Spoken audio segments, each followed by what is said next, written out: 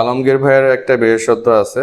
By this time তার dress up এবং get up দেখে আপনারা বুঝবেন যে তিনি কিন্তু একজন জুলাই যোদ্ধা। তো 5ই আগস্ট যে রক্তক্ষয়ী যে সংঘর্ষ হয় তৎকালীন যে ফ্যাসিবাদী সরকারের সাথে ছাত্র জনতার, বিপ্লবী ছাত্র জনতার, তখন কিন্তু তাদের মধ্যে সেই ছাত্র জনতার একজন গর্বিত অংশীদার কিন্তু আমাদের এই আলমগীর ভাইও। তো তিনি আশুলিয়াতে যখন গোলাগুলি হয় তিনি সেখানে উপস্থিত ছিলেন এবং তার পায়ে কিন্তু একটা গুলি লাগে। তো এই গুলিটা লাগে ঠিক আবার হাঁটুর জয়েন্টেই। তো যেহেতু আমি স্পেশালিস্ট নিয়ে কাজ করি, তার গুলিটা তার মাংসপেশি ভেদ করে ঠিক জয়েন্টের মধ্যে চলে যায়। পর আমরা মেশিনের মাধ্যমে, আর্থোস্কোপের মাধ্যমে, যে কম্পিউটার এবং ক্যামেরার মাধ্যমে কিন্তু আমরা তার বুলেটটা আল্লাহর রহমতে বের করতে সক্ষম হই। তো আলহামদুলিল্লাহ, এটা আমাদের খুবই বড় একটা ভিক্টরি বলতে হবে। এটা অনেক বড় একটা অর্জন। এটা বুলেট আসলে এই ধরনের ঘটনা খুবই কম ঘটে। আল্লাহ তাআলা আমাকে সেই সুযোগটা দিয়েছিলেন যে আর্থোস্কোপের মাধ্যমে তার জয়েন্টের বুলেটটা বের করার, এবং আমরা এখানে